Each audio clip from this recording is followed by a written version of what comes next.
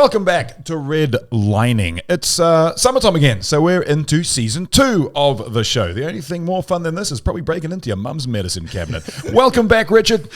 It's good to be back. It's good to be it's good to be back for season 2. It is. And I can't believe it's been almost a year since we did these podcasts. It is almost a year. I was going through my downloads recently, and I found the titles downloaded almost a year today. And that's is that right? Oh, so this is the anniversary of our first podcast. It is. It is. Yeah. That's amazing. On the show tonight, we've got a couple of young fellas. They're starting up Lakeside Odyssey out of Whangarei. We've got Jesse and we've got Clay. Welcome to the show, boys. Cheers, guys. Thanks for having us. Did I get the run the right way? Jesse, Clay? Hey, Jesse, you nailed it. Nailed it. Right on the head. Fully sick. Okay, cool. So tell us a little bit about Lakeside Odyssey. What sort of things have been coming out of Whangarei? I think there's a lot of talent in Whangarei that hasn't had like a space to be showcased, and that was kind of like the main thing that started us off. Especially for me, it was just like, how can we create a space that, you know, talent can be seen and stuff like that, and bring on. I think also bringing a new sort of edge of professionalism as well, and also bringing in some of the out of town Auckland sort of acts and stuff like that, and letting them see how that works, and just overall just gaining confidence for everyone in the scene. Just looking at all the promotion for Lakeside Odyssey at the moment, I mean, this isn't small, you know. Nah. And like, so what's kind of your background to how come do you what's kind of your background to music and festival, and what led you to sort of go, okay, we need to go big and go hard straight away? That's a good question. Is this the first time? This is your first time doing this, right? Well, yeah, because like I said before when we were chatting, like we have one other festival called Ecstatic Paradise, and that was kind of like I didn't know it at the time, but an introduction to what we are doing now. Yep. And sort of like created the foreground and all of the sort of back end stuff that I wouldn't have known now, because, you know, this is when, like I was saying, some people, it's like you've got 100 artists, say, but then each artist has like 5 things that you've got to do. You know, you've got to make sure their name's right, you've got to make their artist card, you've got to do all of this liaising and stuff like that. And knowing to bring that into like a system of like admin and all that side of things has been like a big challenge. Yeah. How big's your crew behind you? Like, obviously, it's not just We've got a massive peer support crew. So, like you guys obviously know Logan Baker. He was on one of your podcasts. We've got the whole shipwreck crew basically giving us a massive pitch in as soon as they are finished packing down site, which is amazing of them. Yeah. We've also got all of these other crew support hands that are just wanting to pitch in any way they can. We've got like Fire Frenzy from Whangarei. There's so many other amazing niches, and that was the whole idea behind it. It was like, you know, was bringing all these amazing different soundscapes and, you know, workshops and you know, different, like trying to keep it as inclusive as possible, you know, giving everyone their 5 minutes of limelight, you know, bringing people that wouldn't come to this sort of thing normally and bringing their family, you know, because this is the whole idea, is this is a family inclusive space as well. We're going to have an amazing kids zone, you know, we're going to have like bouncy castles available and stuff like that, and there's going to be amazing workshops for the kids. And, you know. So you're going for that Splore vibe? Well, not necessarily Splore, because we want to keep it sort of like underground as possible as well, because, you know, a lot of these things get commercialized really quickly. Yes. And we want to keep this as grassroots as possible. We're from Northland. We're Northland boys, you know, like we want to keep this as wholesome as possible, you know, like it's not about getting sponsors. It's about everyone sort of working together the best way we can and being a community and seeing what we can create at the end of it. You know, as you guys know, there's a lot of hype behind it, but it takes a fucking empire, you know, to build and bring something like this together. So this is almost like, this is Whangarei telling the rest of New Zealand, look, we can put on these massive festivals as well. Absolutely. Yeah, absolutely. You know, like there's a need for this in Whangarei. You know, like every single week I've got people messaging me being like, "Hey Clay, when are you throwing like the next like town gig?" You know, because there's a froth for bass in Northland. You know, and like we're trying to bring it the best way we can. You know, we're trying to bring the best systems available in the North Island hit and trying the South Island too. And trying the South Island Getting too. them over the ditch is another thing. Getting them over the ditch is another thing. Yeah, we were in contact with Boom Candy, but unfortunately, like this year we can't make it happen. But next year, we never know what could be on the cards. Yeah, sweet. So what's the kind of capacity of this festival? How many people do you envisage coming, or what's your kind of sort of prediction or hope? We were working it out the other day. So at this point, we've got about 120 artists. Then there's about sort of 300 to 400 sort of crew and just general people, plus ones, all that, plus ones, and sort of family, and it's looking to be like, it's not going to be massive, but I'd say anywhere. That sounds pretty 1,000. fucking big to me. Yeah, already. I mean, that's without people buying in. You've got a lot of that. You're just having your own big party. Yeah, well, that's it. Like the thing is that it was going to be the same whether 300 people turned up or 1,000 people turned up. Like we were doing the same thing. Like it's about having, because I mean, I was for the same. It was for both of us. It's like every event you go to has little bits of things that you love. So we were like, you're always at an event and you're like, oh, I just want this one other thing. Oh, I just want this one other thing. Yeah. So this is bringing all of those things together. You got dub, you got psytrance, you got drum and bass, you got house, you got techno, you got jamming, you got live bands. Like it's a place where you can get a dose of everything. And then like Clay was saying, bringing it on the systems that are tuned for that type of music. It's also letting the people like potentially fall in love with the genre because they're hearing it in a way that is dedicated for that. It's like this is it, and I that's just so exciting as like a bit of a sound nerd, and I just love it because when you hear it, the music on the system that's perfect for it, it's just nothing beats it. Like I grew up in the bass scene, from the age of like 15 or 16, grew up in the Northland Psytrance scene, and then eventually like I was working with like Rural Remix and Fat Productions up here and and then eventually made my way down south, and then worked with like Harvest Festival and Bass Camp and a few other different things and Burning Horse and stuff like that. So it's about taking what I've learned over the years as well, working for other companies and trying to take those little amazing little wholesome bits or bassy bits that I want to take and I'd say learning and because of the age, like because you've been around a little bit longer than me. It's kind of been cool to have a sort of seasoned person in a certain scene come in and just be like, this is how you do that really well. Like I kind of understand psytrance and stuff because I've been around it for the last sort of 4-ish years, but like you've been around the bass scene for a long time, so it's like, oh, we need this and this. This is what makes that the best.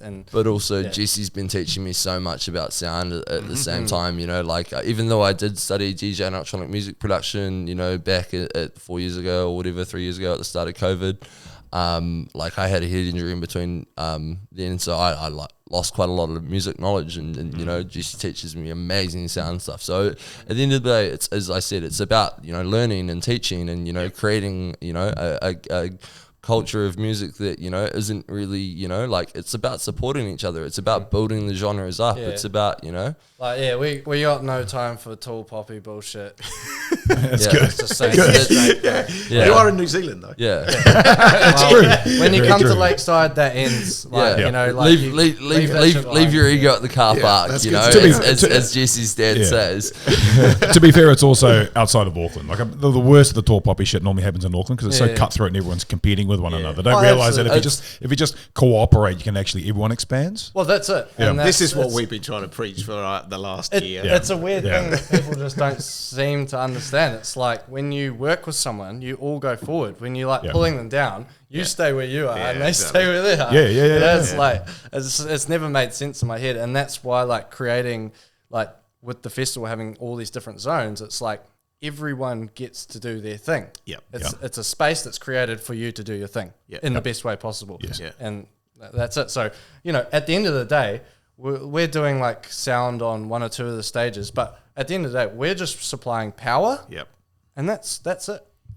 In the element for those zones, and then they take it away. And that is just trying to curate the 4 days of music and 3 nights of music as best as possible. Yep. And you know, like, even though I grew up in the psytrance scene, like I'm asking people that I know now, because I don't know the psytrance scene anymore. I don't know the genres of trance anymore. Yep. So it's as I said, it's about asking and being like, you know, like, hey, this isn't me, but like, I know this is you. I know you're passionate about this. Would you love to jump on board and be passionate about this? And people are frothing because it's about being inclusive, and it's about, you know, working together. For me, it's even like it's like as simple as like, if you have 100%, right, of your energy, right. Everything that, you know, for example, getting the posters today, running through the warehouse, trying to, you know, find the place, and just being mental doing that, that's like, and presently that was like 20% of my energy or more, you know. But when you have everyone coming in and doing their own thing, they can put 100% of their energy into their zone. If the festival is always doing all of the stages and all the zones, they can't do it as well as someone that is dedicated to create that space. Yeah, that was just a simple thing. And then there's a double whammy to that, is that not only the festival benefits from having that, as they don't have to worry about that thing so much, but it's also allowing a smaller collective or something like that to be a part of a bigger picture. You're franchising your area, is what you're doing. No one you're loses. franchising each stage. No one loses. No one loses. Everyone wins. Like, everyone wins. Even with the art guys, we're trying to, like, we've got like 3 Lefts Collective coming on for their art zone, but then we've also got like a community hub that will have their own art sort of silent auctions going on, and then at the end of the festival, I think that the people that will be doing live painting through the festival will be doing auctions off as well. And you know, it's about, you know, building everyone up. It's creativity everywhere. Everywhere you look. There's going to be like the most amazing burlesque performances. We're going to have a floating pontoon on the water that's going to have burlesque performances during the day. Sharka involved in that? Possibly. I believe that she may be possibly helping a friend of ours with her baby. I probably shouldn't say this live, but I spoke to her last night and I said I might fly her up. Oh, yeah? An exclusive! Yeah, I did. So she knows now. That's out there, because I haven't told you yet. I haven't told you yet. And just going to throw it out there, like this is a big poster, right? And we do say that there's 120 plus artists, and this is actually only our first lineup drop. We do have some secret dreams hidden in the cards, everyone. Ooh. So, I guess I really want to know now, but you know, pass me that, bro. I want to have a look. Yep. So, I mean, I have to say, when I was looking on social media, I don't know where it was, like 6 weeks ago, and I saw this crop up, I was just like, wow, what's this? It's something new. It's something very adventurous. And I was kind of blown away about the, you know, what it was all about. And to see it all sort of come together over the last couple of weeks, we've seen some of the images on social media of the site, which we'll talk about in a minute. Are you talking about the water park? You were talking, the water park as well, and just everything that you sort of are bringing together it's just so exciting. And I think it's so New Zealand as well. Oh yeah, you know, it's Kiwiana. Kiwiana as you know, like as I said when we came in, like apologising for being late, you know. Being in Northland, you know, you don't really worry about what time it is. You know, you just get up, you do your day, you do what you need to do in the day. The sun comes up, the sun goes down, you go to bed. Yeah, you know, like it's in about some ways why when we do come to Auckland, it's just so stressful. It's just so fast paced. We have to live it, man. I don't know how you guys deal with that. I don't know how we do it either. We were up in last weekend. I was up in Russell. We went to Pai here.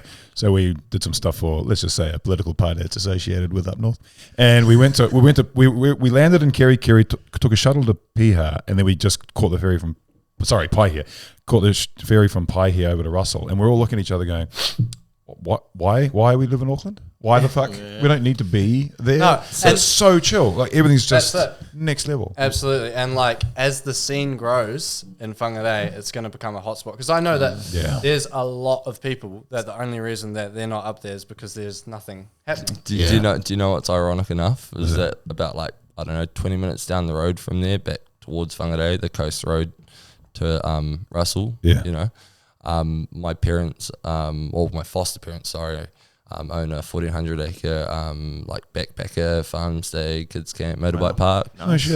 That's where they used to throw lubble. Oh, okay. Yeah. Right. Oh, So- yeah. so Yeah. Yeah. there- Okay. There's definitely more events popping up Yeah. in Northland. It's just that, you know, Northland's got a lot going for it. It is a massive area comparatively to the rest of the country in terms of like, districts as far as districts go. Yeah, and It's also massive. like as we've kind of done more things, a lot of the oldies that like have been and gone in the scene in Whangarei have come out and been like, you know that Whangarei used to pump. That's you know, like that was like one of the hottest places to be in New Zealand. Yeah. And it was like, that's really inspiring. Like if it's been done once, it can be done again. I remember it. I remember when Whangarei was humming. I mean, about I had 20 no years ago. idea. I was not of age. and it's, be it's, there, it's also amazing to have those also same people come to us and be like, guys, you're doing awesome. Like, you guys are smashing it with like, you know, everything from, you know, Lakeside to our small raves we do and the club gigs and stuff like that up in Whangarei.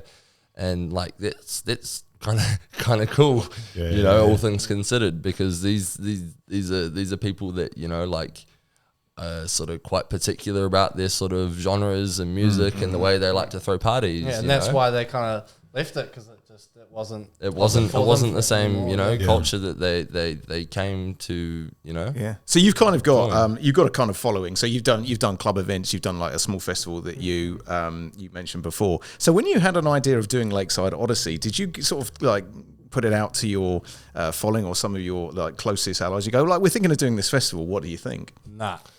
You just went for it. So we got the phone call from the person. We got the phone call, and then we went out to the site, and we're like, we're doing it. So what's the phone call? Talk about that. Well, this is before we started. Well, we put out a post like 6 months ago saying we're looking for a land to throw a new festival, because we kind of knew of all the ones that were existing so far, and we were kind of like, you know, we don't want to step on any toes, and it's kind of like we wanted something new anyway. We wanted been to those sites a lot, and wanted to bring the best of every sort of genre to one place, you know, and to bring all of the sort of, you know, workshops, all of the during the day on the band stage, we're going to be having talks, you know, people doing talks on cryptocurrency, permaculture, you know, all of the things that should be known and talked about, you know, basic building block foundations that we get snubbed from society about, you know, and you know, it's crazy, you know, like what's come of this and who is applying, you know, We've got over like 240 applications that I'm still trolling through, you know. Have you looked at doing work with the tourism ministry up there as well? I mean, the whole Northland as a tourism ministry is very seasonal. We are working with Creative Northland, and we are, like, as I said, we are trying to. It's not about trying to commercialize this. It's about trying to build up the people who can't get themselves the exposure themselves. I kind of like, as big as it's getting, I almost like, I've been talking to some of like the people in the team and just been like, can we like rein it back a little bit? Like, you know, so like, I almost like, you know, there is other things we could do. We could probably hire billboards and all that like, stuff. We've got Red Bull coming to us for sponsorship and stuff, like, but like, do we really want to like sign over like what we've like trying to create as for a community project to an entity, you know, at the end of the day? There's also the other aspect of like we are, like Lakeside is us, but it also isn't. It's its own thing, you know? And like, we're like, you know, parents that are like fostering this thing, and like, we kind of want to see where it actually grows on itself, not necessarily with our own input. Like, personally, I'm just a nerd for sound, and I love connecting people and seeing people do their thing. That's my main real motivation. And if I can live off it, then that's amazing. But for me, it's really, I want it to grow in the way that it kind of goes. I don't want to influence that path, and getting, like Clay was saying, getting like too commercial with it could could sort of sway it a certain way. It hasn't found its legs yet. It's like a lad trying to get up. You know, I mean, it's still early days. Right? It hasn't even happened. When you mentioned earlier about Spore and like trying to make it something like Spore, and I mean no disrespect to Spore, like we don't want this to be like signed with massive sponsorships. Like of course we do want to bring in as many acts as possible, like we've got people coming down from like Queenstown and Wanaka and Wellington and stuff. Even act selection is one of those things you've got to think about. Even a couple of internationals. Almost carefully, in regards to what? Whether they fit exactly. If they fit, and like at what point is an event gone too far? Like that's a really important thing for us, because we don't go to the bigger events. Like we love them, and like it's great, but that's not actually where our heart is. It's in the smaller projects. So like being aware of that is a whole nother thing. It's like, we could have this artist, but then it's like, will it be right for the event? Is that part of our main ethos, or is that part of our community's ethos at the end of the day? It is a balancing act, though. I think you'll find, I'm assuming this will happen, like as you go into next year and the year after and the year after, you'll see that to be able to provide the assistance to the smaller groups and the what you're trying to get across today is you're going to need a few of those bigger acts, or a bit more money to come in to actually get them exposure and the facilities which they need. Absolutely, and I'm not denying that at all. Like we've got international acts contacting us. Like as I said, this is our first lineup drop. This is all of our home acts.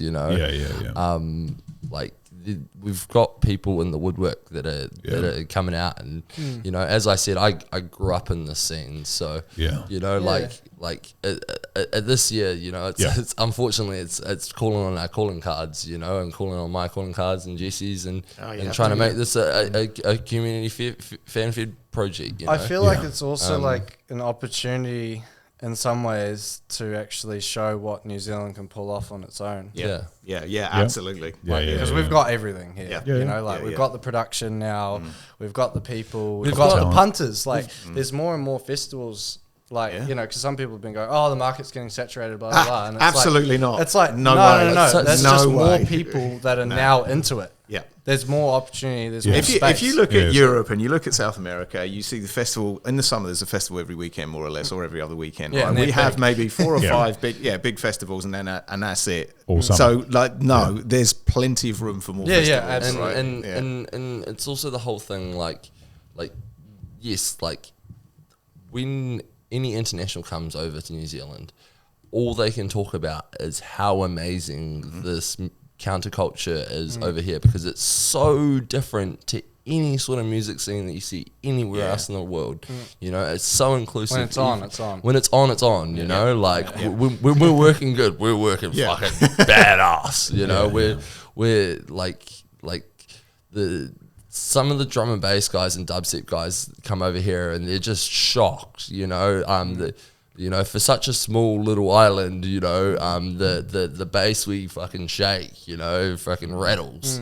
And we probably kind of touched on it in some ways, but I think another thing that hasn't been like fully represented in New Zealand or growing, and it's like one of those things that, someone might go to Northern Bass, but they might fall in love with a certain sound system, like for example dubstep. Sound system culture is another big thing for this event, is like bringing on all of the different sound systems and building sound system culture, not just artists. So what do you mean by sound system culture? Sound system culture is people like us that love bass and love systems being tuned in certain ways and everything we like saying. It's the nerdy part. It's the nerdy part, and it's the whole ethos behind my company's brand. Front Left Collective. It's all for all the bass heads that are stuck by the front left of the speaker. The whole set when there is someone just playing the baddest set, and you just want to get down and throw down. And it's about bringing these people that have specifically designed and tuned their systems, or specifically, they put their heart and soul. They put their whole heart and soul into it. Like there's people that that is it for them. Yeah. It's like, I want to build a system and I want people to dance in front of it, and it's not about money, because trust me, they don't make money from it. It's a love passion project, you know. So and here's an example for you. So back in the early days of Carl Cox, he had a sound system that he used to carry up down the M23, the M25 from London to Brighton, and he got known for having his own sound system, and that's how he got booked to start with. And then sort of his DJ progressed to everything, and he got double whammy. So sound system culture in a way for me personally, right? So I when I stand up, my left shoulder sits front and my back shoulder sits right. That one sits higher and that one sits lower.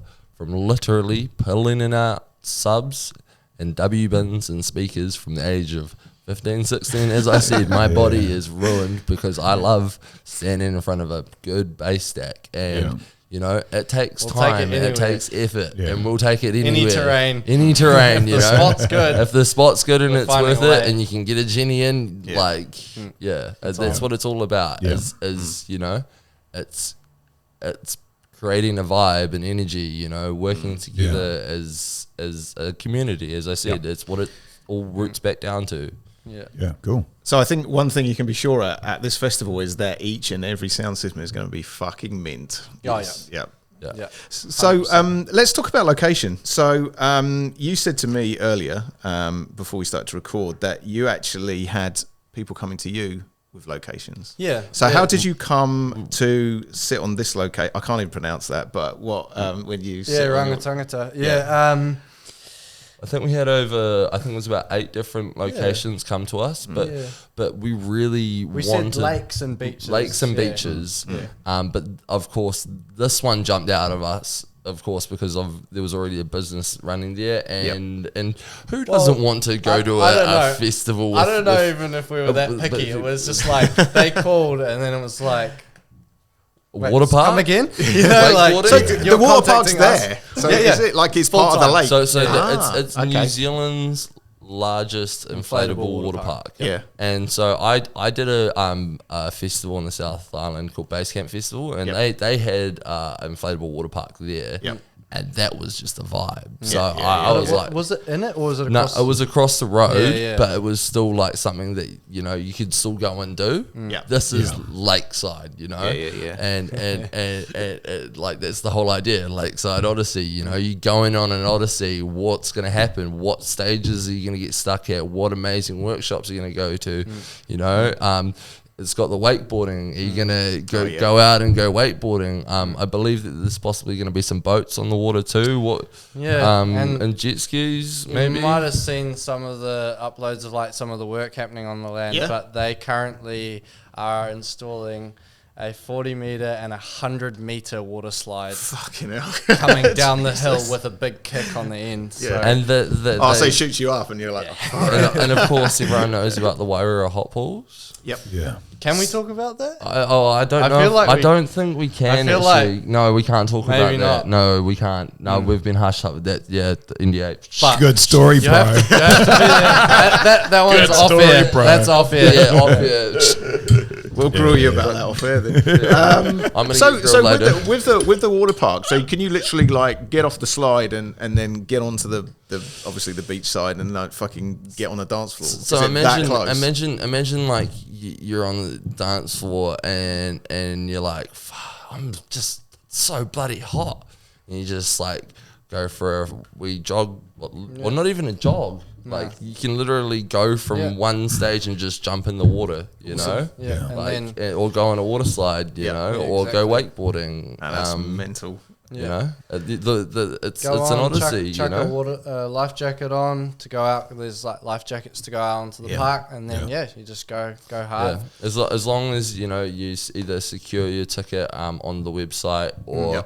There's a pass. There's a pass there. So that's so you need to pay for that. Yeah, because it's on top of the ticket. Yeah, they're a separate entity to us. I think it was kind of better in some ways because then like for example, I know most people are gonna go on the water park, but for the ones that don't, they're not paying extra. They've got an option. If you're like, I like the idea, but I don't want to go on the water park. That's also the whole idea why for the kids zone we're going to try and have the bouncy castle there. Because obviously, everyone can't obviously afford, the water park, so we have the bouncy castle there for the kids. So just checking, do artists get access to it? Just thought I'd ask. Of course, artists. I was going to do whatever they want. Okay, so the date. So I'm interested about why you chose that weekend. Start of summer, realistically. Only weekend available. Only weekend available. Yeah. That was free. You know, like there was nothing else on. Actually, there is now a gig in Auckland happening.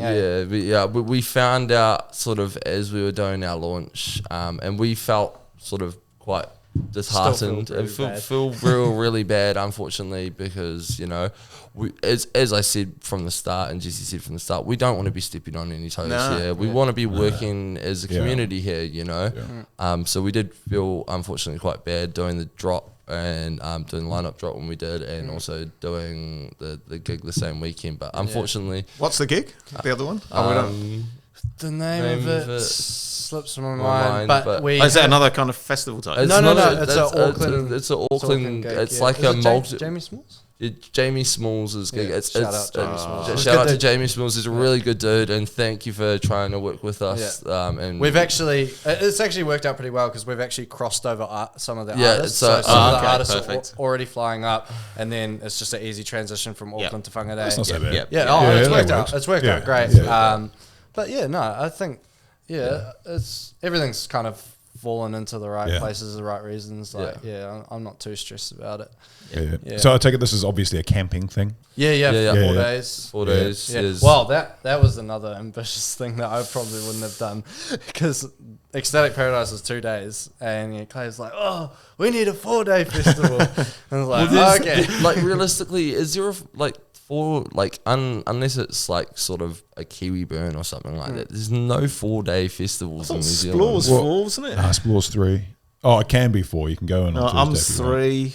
Shipwreck's 3. What's Rhythm and Vines? 3? Dunno. 2. And also the amount of artists that we have on our lineup, because they just jumped at us, because as I said, I've been in the bass scene for quite a few years, and as soon as anyone heard, and Jesse heard that we were, throwing a gig of this proportion, they were like, throw us on the lineup, please. And there's kind of like, it's been cool in some ways because we're little guys starting out, so people are there to support it, and there isn't kind of that sense of tall poppy yet, which is really nice. Like from other people, there will never be from us because we're not about it. But everyone's like jumped on board, and I hope hasn't been intimidated by it, and just been excited to see another project come to life. And again, like I said, it's not us, it's its own entity. And as much as I say that we don't want to go like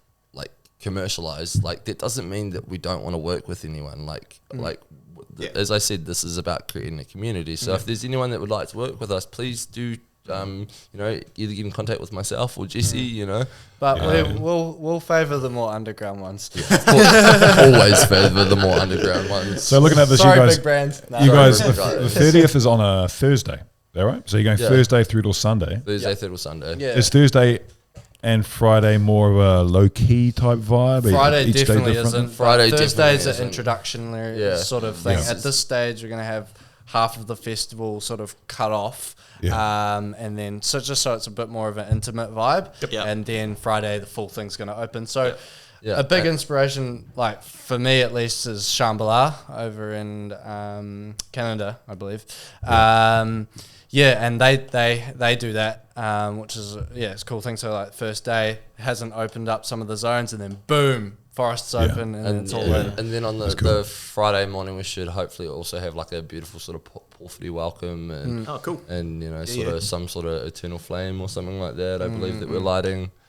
Lovely. And that's sweet. It's like it's just like for me, it's just finding something with some substance, like depth.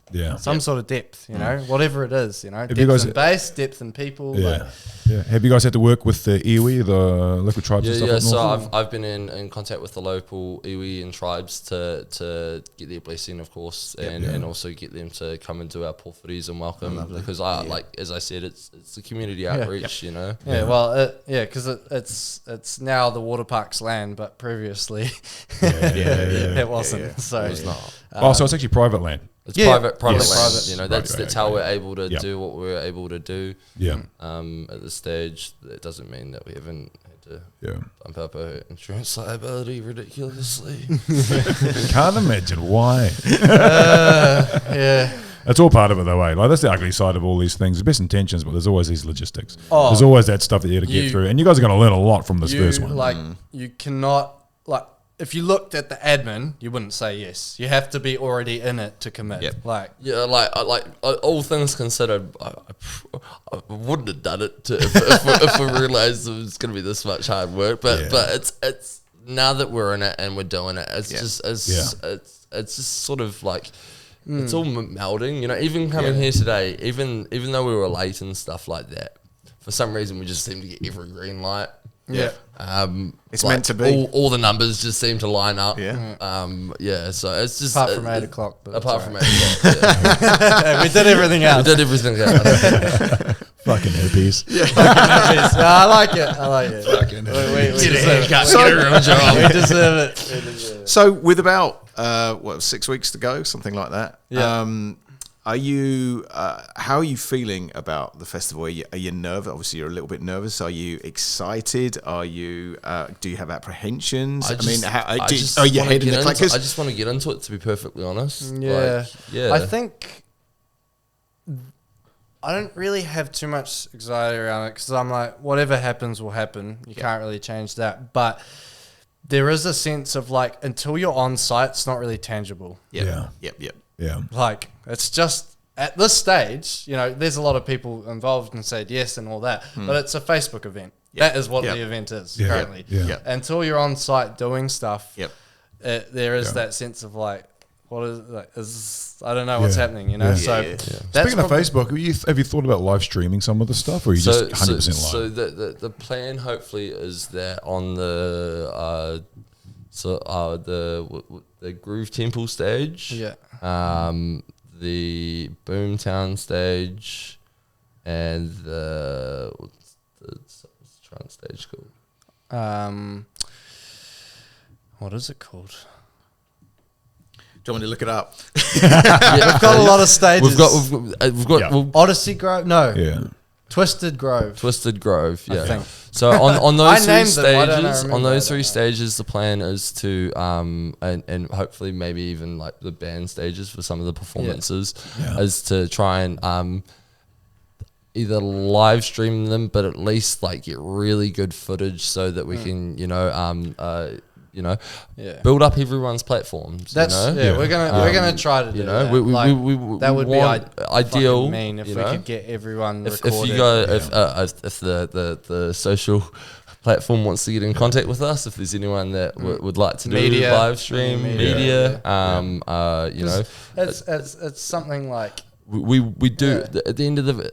Like my sort of like goal and sort of plan is that I want to actually try and create like a proper feature length film. Oh wow, cool. Because that's what they do. You know, when if you go to like overseas sort of crazy big festival like Boomtown or Shambhala or anything like that, they create these massive 1.5 hour long after movies. You know, in New Zealand we get like a 2-3 minute thing of everyone saying the name of the festival and it's like dancing. But that shit's still and that shit's still important. Of course, that shit's still that's important, but it's like the I know what you're saying. it's more so it's not so much that it's like important or not important, but it's capturing the essence of the event is really important, I think, and for people that don't come and for people to remember. And sometimes those after movies, they're great, but you could add a lot more nostalgia, I think, in some ways. And as long as it's not fire.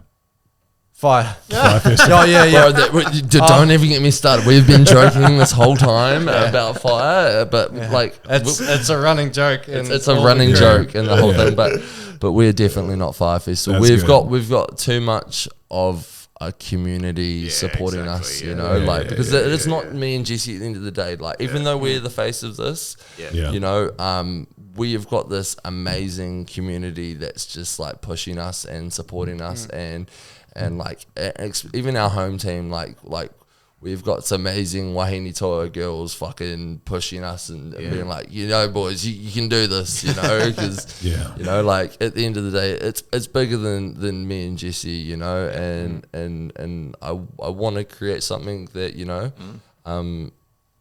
we can all be proud of. You know? Definitely. I almost think that Fire Festival documentary was a big help for people like you. Go, okay, this is where egos need to be checked out a little bit. Oh, absolutely. You know what I mean? There's the obvious fuck ups that they did, but I mean, you can sort of, when you watch that documentary and you see how ego can fuck everything up. Oh yeah, he sold out his second festival, man. I don't know, that was a good promo. Yeah. Some people are, you know. Yeah. There's been like, it might sort of seem.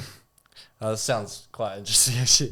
It might seem like we've done everything, but we've got so many more ideas that we've been like, okay, there's so much we don't shit need that to we do just have everything to put on the back burner, man. Like, unfortunately, but So, but I think that's a good thing, right? Because it's a constantly evolving animal, right? And if you're already thinking now what we could do for next year, then you know, like obviously you're in the right space. We're thinking about what we can do in another month to get it passed. So it's a process. It's definitely fun though, but it takes a lot to.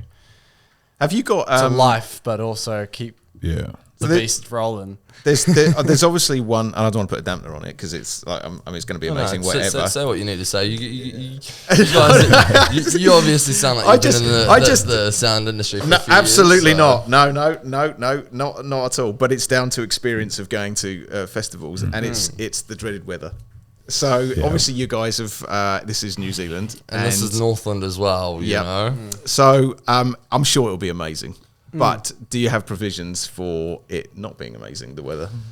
Yeah, I mean, like, just like every festival does, like all the stages are covered, you know, like just the general stuff. But yeah, you can't cover the whole thing.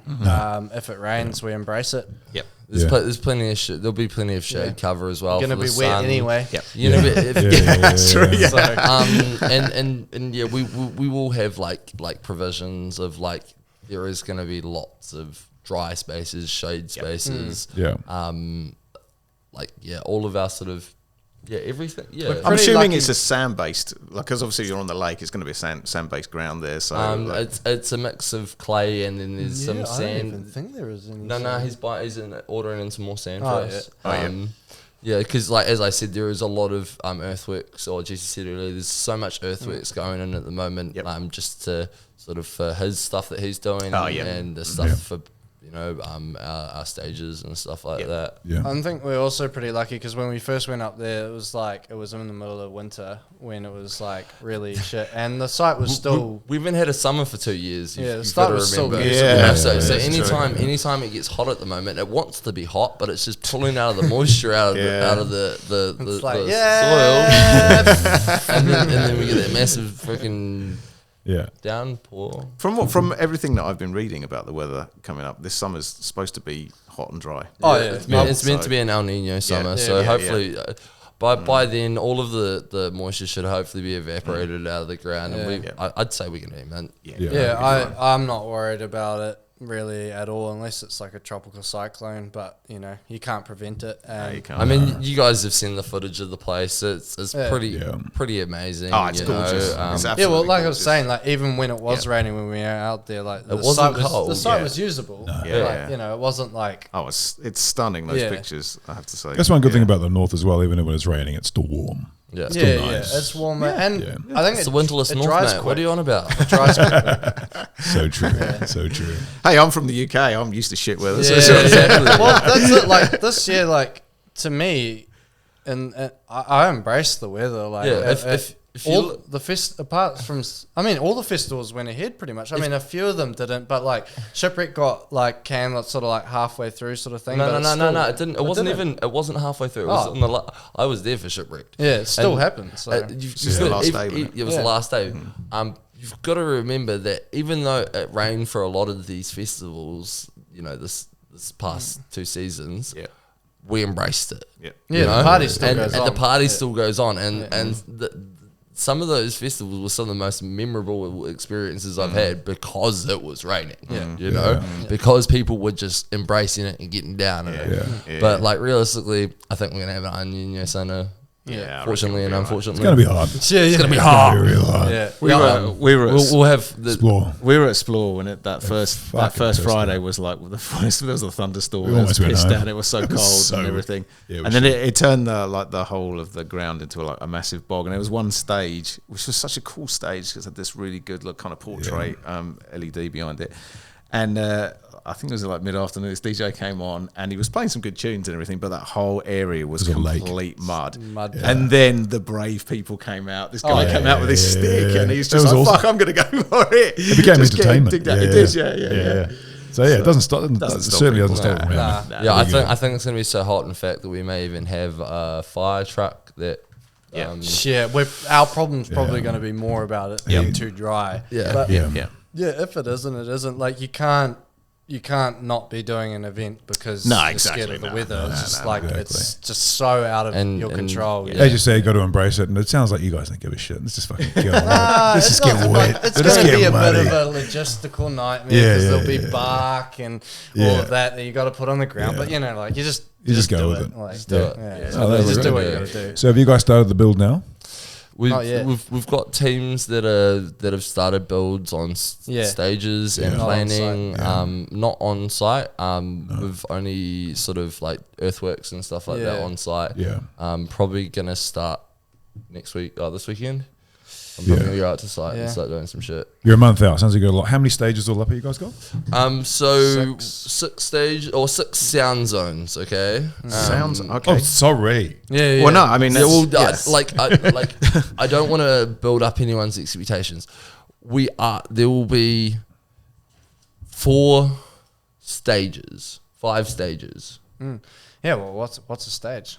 Yeah, what's the stage? You could say this is a stage. If we were standing on it and there was 15 people in there. But there's going to be, let's just put it this way, there's going to be 6 awesome rigs that are probably Northland, some of Northland's, the North Island's, best sound as far as we're considered. And as I said, we did try for New Zealand's best sound, but this is our first year and expenses are expenses, and maybe next year we'll have Fidelity and Candy. To be honest with you, what you've got sounds awesome. It wasn't about like having 6 main stages. It was about having different stages where, there's Twisted Grove is like trees tripping out, and like that's more interesting to us than having having like the whole and also not just having the sound zones in between. It's also having all of the amazing art and light features all the way in between. Because if you go to any sort of international festival, it's not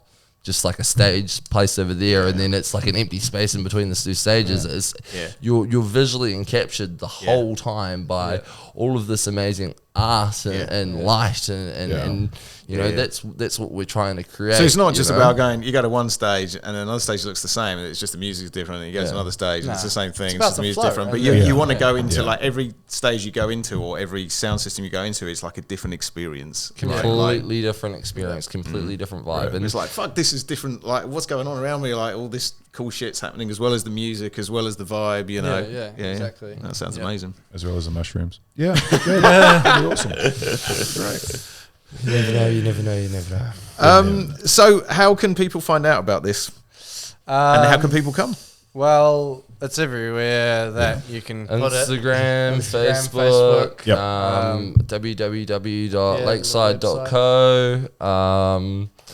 You can contact Jesse and I through Facebook if you want to work with us or do any art or any sort of thing like that. Our response time isn't the best, but we're working on it. We want to get back. Tickets are through what? Sorry, Jesse? Humanitics. Yeah. Humanitics. And how much are tickets at the moment? The second release, aren't they? So how much are they going? It's $191. That's fucking cheap. For 4 days. For 4 days, that is cheap. Was that the price? Yep. Yeah.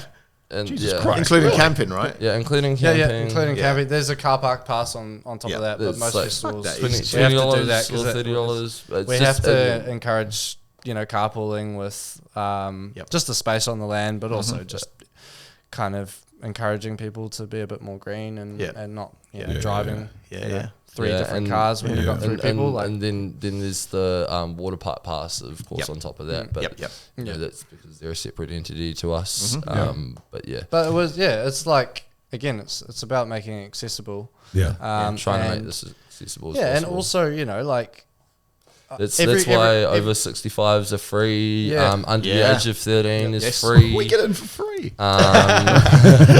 I do. And also like the other element for me is like I've done gigs in Whangarei where I've lost money. I've lost 2,000 twice, and as a younger sort of dude, it's like, oh, that's a bit shit. So also kind of thinking, how can you make it for the best chance of success as well, we absolutely don't want to make it inaccessible. It's not about like a lot of the bigger sort of organisers and stuff have told us, oh, you'll lose money on your first event and stuff like that, and it's like, well, we can't really afford to do that. I work a day job, to fund this and like Jesse, has we also do like Northern Event Hire and stuff like that, and we've got other entities and stuff like that, obviously, that we work on. But pretty much this is our main job. The amount of hours that Jesse puts in on admin, and I also put on admin. Contacting people, making sure things. As we said earlier, there's 5 things basically that one artist will need. And there's 120 plus artists that we've got to provide those 5 things for, and then all of the other things and we want everyone to feel like they're being heard and they're being seen. And I will say it again. I know Jesse said it. We apologise if we haven't got back to you in time. I think most people understand you guys have got a lot going on. So this seems amazing, guys. Really exciting, and it's on the 30th of November to the 30th of November to the 3rd of December, the first weekend of summer. It's going to be kick ass. just before Christmas, everyone should hopefully have a lot of time off work and tight squeeze before Christmas. But I mean, off the summer. What were we thinking? To me, it's like it's a great start to the summer festival season, right? Because otherwise you have to wait till after Christmas for most of them kick in. It was cool to everyone was just like, it's perfect. They're ready for it, mate. They're like sick of winter. Let's go out and party. Yeah, exactly. No, it's cool. I'm excited. It's going to be great. It's going to be cool. And, good luck with the boys. And we'll definitely get you guys back on the show afterwards, because holy shit, there's nothing like a comparison video. Let's find out how this is really going. You'll see us jaded and faded. Holy fuck, that'd be great. Maybe we'll be like, I think I'm going to be feeling pretty good, actually, to be perfectly honest. We might be getting here at 9 o'clock, though.